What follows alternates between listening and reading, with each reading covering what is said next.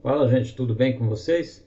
Dando sequência aqui aos nossos estudos bíblicos, nesse vídeo eu vou introduzir um tema externo aí que para muita gente vai parecer estranho, né? Até onde eu sei, eu acho que ninguém fez ainda essa relação, mas eu quero apresentar para vocês agora nesse vídeo em questão aquele que foi o gatilho para a minha abordagem bíblica de hoje, tá? Para essa leitura, essa interpretação do Gênesis que eu tenho hoje, tá? Então, como o vídeo pode ficar meio longo devido à complexidade do assunto, eu vou entrar direto no tema aqui e peço que vocês tenham paciência e vejam o vídeo até o final, se vocês quiserem realmente entender do que se trata aqui. Então vocês estão vendo aí na tela de vocês aí um artefato arqueológico do Antigo Egito, conhecido como a Paleta de Narmer, certo? Esse artefato ele é entendido pela comunidade acadêmica de historiadores e arqueólogos e egiptólogos, pessoas que estudam essas questões, enfim, como o documento oficial de fundação do Império Egípcio, né? Que retrata aí a unificação do Baixo com o Alto Egito, né? Por volta de 3200 a.C. Essa é a idade desse artefato aí. Eu quero que vocês leiam aqui, vejam aqui comigo o seguinte. Bom, vamos começar aqui pelo que eu concordo plenamente com os arqueólogos, né, e historiadores, e não, gente, não que eu vá questionar aqui, vá debater com arqueólogo e questionador e a comunidade acadêmica. Quem sou eu na fila do pão para debater com essa gente, tá? Não é essa a minha intenção, nem é a minha intenção aqui de fazer parecer que eu encontrei uma grande verdade oculta que ninguém jamais tinha. Não, a questão não é essa. A questão é que, assim que eu me deparei com esse artefato, eu acabei inconscientemente relacionando com uma história que eu já conhecia, que todos nós aqui conhecemos, que é a história da formação do Éden no Gênesis, certo?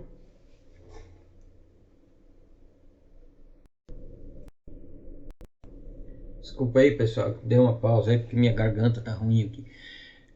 Então, dando sequência aqui, na minha cabeça essa associação ocorreu automaticamente, né? Eu imediatamente relacionei as duas coisas, o que não quer dizer que de fato isso seja o correto e de fato eu esteja seguindo uma pista correta, que eu posso estar alucinando completamente, isso aqui pode ser só um delírio da minha parte, ok? Então vamos deixar claro isso. Outra coisa, independente disso aqui poder ser confirmado ou não, agora isso não anula mais a leitura bíblica que eu estou fazendo, porque o texto, se vocês estão acompanhando até aqui, o que eu estou baseando no texto é o que dá para extrair do texto, tá? Então, independente disso aqui ser confirmado ou não, a leitura bíblica em si que eu estou fazendo, ela não se anula. Ela vai se anular em algum ponto lá na frente, como eu já falei, se eu chegar, porque eu estou lendo junto com vocês, tá, pessoal? Essa pesquisa ela é uma pesquisa em andamento. Pode ser que eu chegue lá na frente e não consiga mais fechar essa história e morreu, tá? Tudo que eu falei, tudo que eu disse, tudo foi por água abaixo. E como eu já disse antes, eu não tenho problema nenhum com isso, tá? Se for o caso, eu abandono simplesmente e já era, tá? Mas voltando até o assunto aqui, vocês estão vendo aqui, vamos começar aqui por baixo aqui, ó. Vocês estão vendo aqui nessa primeira, essa aqui é a frente da paleta de Narmer, tá, pessoal? Ela é uma peça única de frente e verso, talhada em pedra, certo? Esculpida em pedra com essas imagens, essas gravuras aqui. E essas gravuras aqui, elas são como uma espécie de história em quadrinhos. É incrível, pessoal. Mas é uma história em quadrinhos primitiva isso aqui, tá, pessoal? Isso aqui é um trabalho alucinante, pessoal. Um trabalho, nossa, para a época que isso aqui foi feito, a gente olhar agora e a gente pensa, nossa, é incrível isso aqui, tá? Então vocês vejam uma coisa, vocês vejam aqui comigo embaixo aqui, nós temos um casal fugindo aqui na frente da peça. Embaixo aqui nós temos um casal fugindo, certo? Um casal nu, diga-se de passagem, fugindo. Provavelmente por causa dessa situação retratada aqui acima, tá? E o que é que nós temos aqui acima? Nós temos uma figura toda paramentada aqui. Se vocês observarem, vocês vão ver que é uma roupa sofisticadíssima para a época, tá? Esse sujeito aqui, ele está muito bem vestido, ou seja, ele é um sujeito da elite, certo? Isso aqui é um nobre, classe dominante, tá? Isso aqui é a classe dominante da época. E ele está aqui subjugando e prestes a cortar a cabeça aqui, ou a dar uma paulada, isso que não dá para saber se é um machado, é uma clave, o que é isso aqui, na cabeça do sujeito aqui, certo? Agora, esse sujeito aqui, se vocês notarem, ele tá vestido também, tá? Ele tem vestidura na época, qualquer coisa, qualquer faixa em volta do corpo já era uma vestidura, tá, pessoal? Vocês pensam que há 5.000 anos atrás aí não era como hoje, que você vai numa loja e compra roupa, tá, pessoal? E não existiam tecelagens, não existiam fábricas e confecções, nem como existiu na Idade Média. Isso aqui, ter uma roupa nessa época aqui era algo só para classe dominante, só para elite mesmo, tá? Então esse sujeito aqui que está sendo subjugado aqui, ele está com uma roupa muito precária aqui, muito rudimentar, né? É uma tanguinha aqui bem simplória aqui, só cobrindo a parte básica ali, né? E aqui nós temos um outro sujeito carregando as sandálias, né? Provavelmente do nosso personagem aqui. E aqui, desse lado aqui, nós temos o que parece ser um cesto de flores. Na verdade, isso aqui, se vocês repararem bem, isso aqui é uma serpente, ó. Tá? A gente pode ver que é uma serpente enrolada em torno de um arbusto, né? E com um falcão aqui dominando a cabeça dessa serpente aqui, que é uma cabeça humana. Dá pra gente ver que é uma cabeça humana aqui na frente, sendo dominada por esse falcão aqui, né? E com o corpo enrolado em volta de um arbusto. Isso aqui são juncos, tá, pessoal? O junco é aquela planta que posteriormente foi utilizada para a confecção do papiro, certo? Então, recapitulando, nós temos um casal que foge nu dessa situação aqui, onde um rei, né, uma classe dominante, subjuga uma classe dominada, né, de agricultores, né?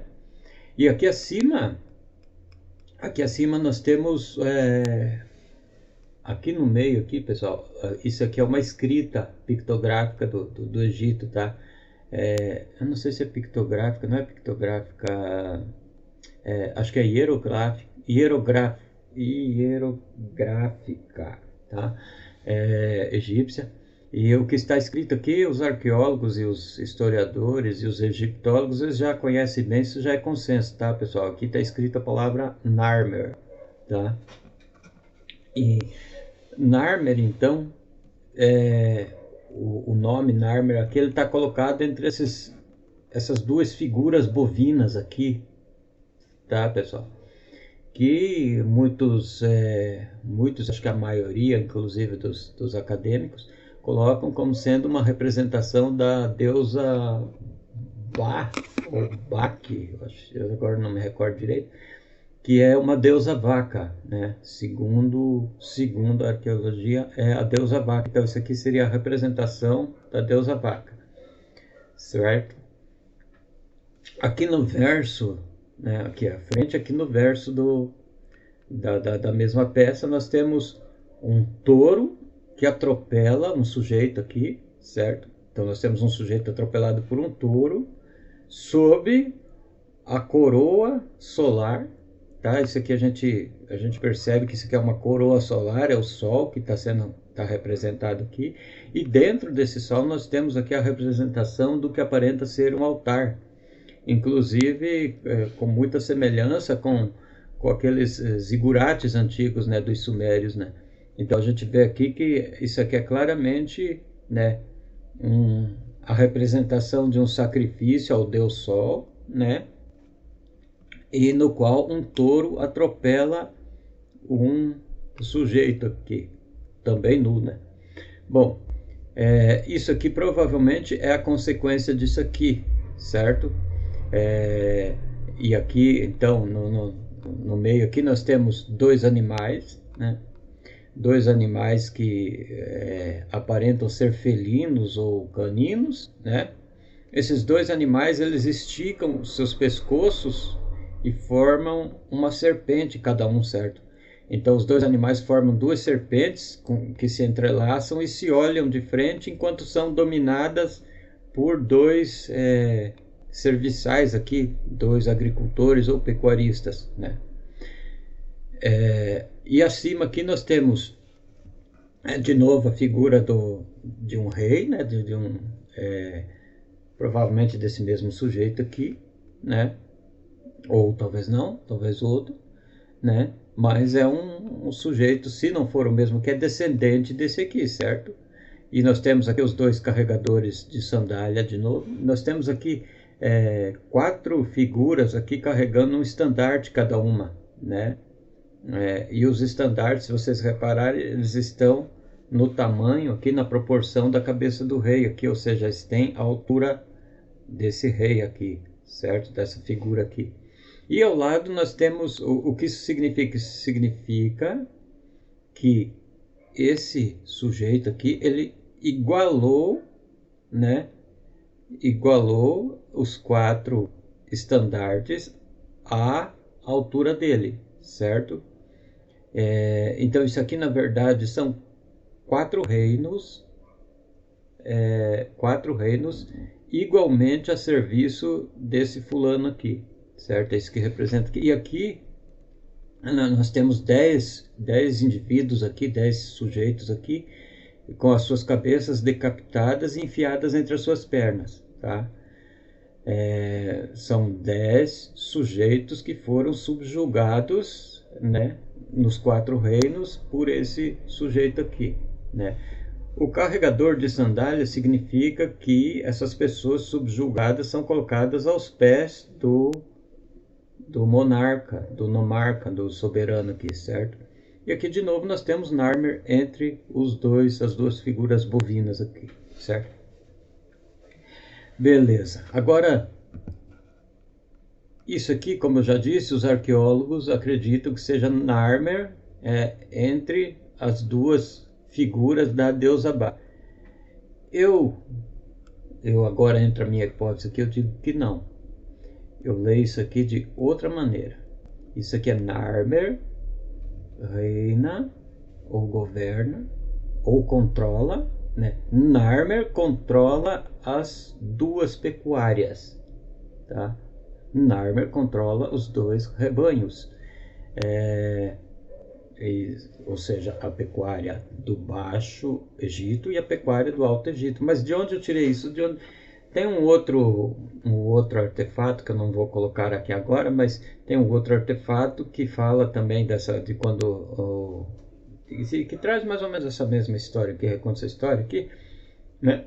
Só que ele conta que por ocasião do domínio desse sujeito, do Narmer, né? O Narmer, ele naquele artefato, ele está relatado quantas cabeças de gado o Narmer conquistou, certo? Então, para vocês verem que realmente aqui trata-se de um domínio sobre pecuária, certo? O rei tinha 2 grandes rebanhos, tá? É isso que está aqui. E o que significa isso? Como eu já disse para vocês, isso aqui é praticamente uma história em quadrinhos, e nós vamos ler isso aqui agora da seguinte maneira. E agora vocês vão ver, né, onde eu quero chegar. Então leiam junto comigo aqui. Então Narmer agora controla os dois grandes rebanhos, porque o seu antepassado subjugou os agricultores e os colocou abaixo de seus pés, sob seus pés, tendo o seu deus Horus dominado a cabeça da deusa serpente, guardiã dos juncos, tá? E tendo depois expulsado o casal do reino, certo? Isso é o que está contado aqui. De onde a gente conhece uma história parecida com essa? Se você falou Adão e Eva, você entendeu o que eu estou querendo dizer. Porque é o seguinte, pessoal, vejam quantos elementos em comum nós temos com a história do Éden aqui, né? Nós temos a serpente, né? Nós temos o poderoso tirano aqui, Yahvé Elohim, né? Aquele que vem dos deuses. Nós temos o agricultor subjugado, né? Nós temos isso aqui provavelmente é um sacerdote, pela vestimenta que ele está aqui. Ele não é, eu falei que era um agricultor, isso aqui não é agricultor, isso aqui é um sacerdote ou é uma pessoa da elite, certo? Mas é inimiga desse sujeito aqui, quer dizer, ou é inimiga ou é parceira, né? Ou é comparsa, né? E faz mais sentido, inclusive, que nós pensemos que isso aqui é um comparsa, porque você veja, esse aqui seria o sacerdote da deusa Wadjat, tá? A deusa Wadjat era a serpente alada do Nilo, guardiã dos juncos. Vocês estão entendendo como isso se encaixa, né? E então o rei aqui, né, o nomarca aqui, pela intervenção dos sacerdotes da deusa Wadjat, se submetendo ao deus Horus, né, dominou os agricultores, certo? Subjugou os agricultores. O casal aqui que resistiu a isso aqui foi expulso, certo? Então vocês vejam, a serpente, o casal expulso, o agricultor subjugado, tudo isso aqui, pessoal, é muito, muito, muito idêntico à história do Éden, tá? Então, se isso aqui for uma mera coincidência, realmente é uma coincidência enorme, tá? De alguma forma isso aqui tem que ter sido influenciado por aquele texto, tá? Ou isso aqui influenciou aquele texto. Mais para frente a gente vai discutir isso aí, certo? Mas a coisa fica ainda mais tentadora, essa relação, essa associação fica ainda mais tentadora quando a gente olha para essa outra gravura aqui, né? Porque aqui nós temos, então, Narmer também é senhor sobre os dois rebanhos, também controla as duas pecuárias, porque seu antecessor, seu antepassado, subjugou os sacerdotes da deusa Wadjet. Aqui a gente vê aqui, aparentemente isso aqui é uma serpente voando, certo? Subjugou os sacerdotes da deusa Wadjet e controlou os 4 reinos. Vocês lembram do que está em Gênesis lá, do rio que sai do meio do Éden e se torna em 4 braços?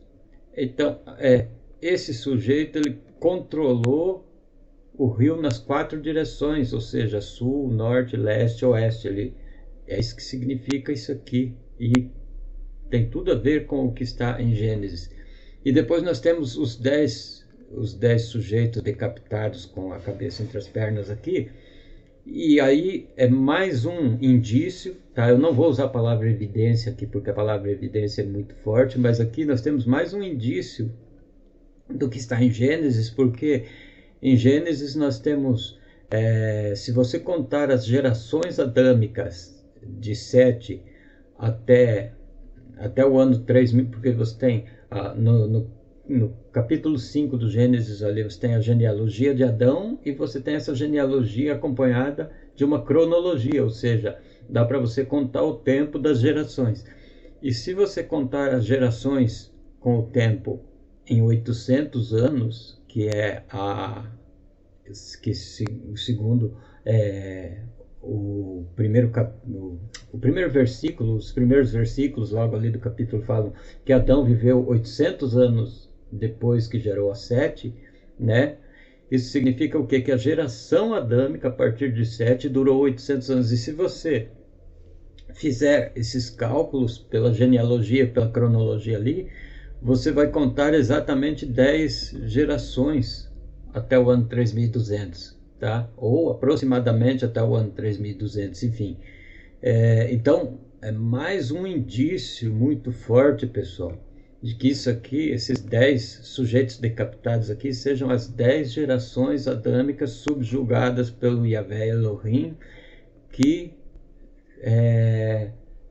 fez herdar, que passou o seu trono para o Narmer, certo?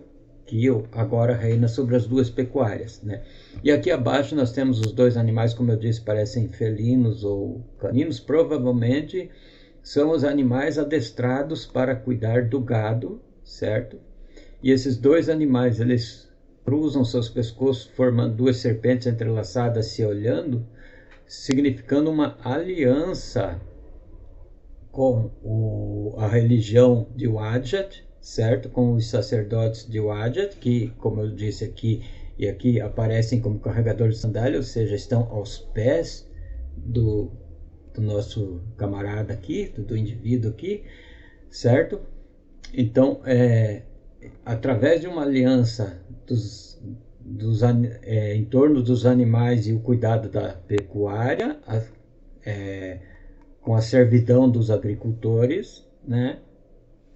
Aconteceu tudo isso aqui, certo? E abaixo daí nós temos isso aqui, se você já sacou agora que isso aqui é Caim, né? Caim, que é subjugado pela pecuária do Yahvé, certo? Então, vocês lembram que Abel e Caim, né, lá no Gênesis, eles vão oferecer tributos a Yahvé, certo?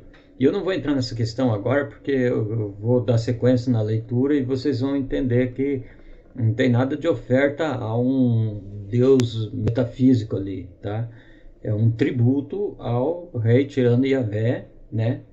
Que tinha que ser pago em cuidado com a pecuária, em atividade pecuária. E o que o Caim faz é justamente teimar em manter a atividade agrícola, né?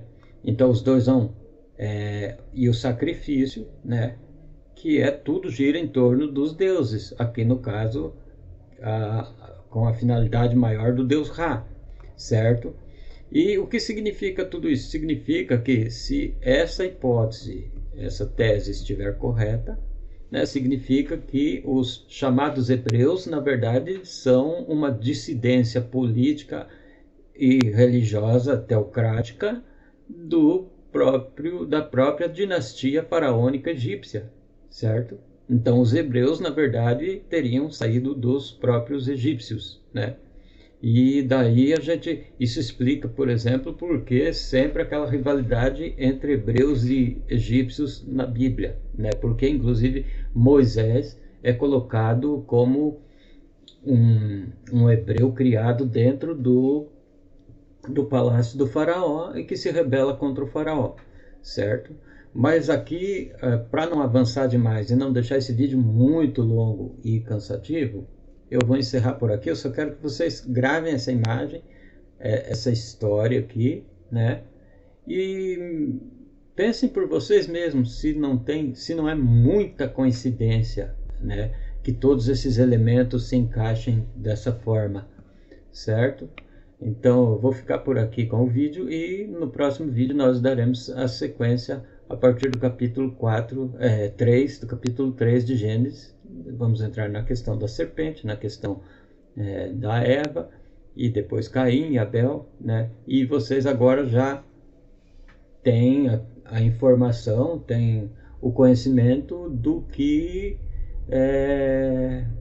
me despertou essa leitura que eu tenho hoje, certo?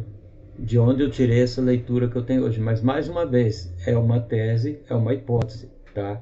Eu não estou fazendo nenhuma afirmação definitiva aqui, porque eu não tenho recursos para isso, tá?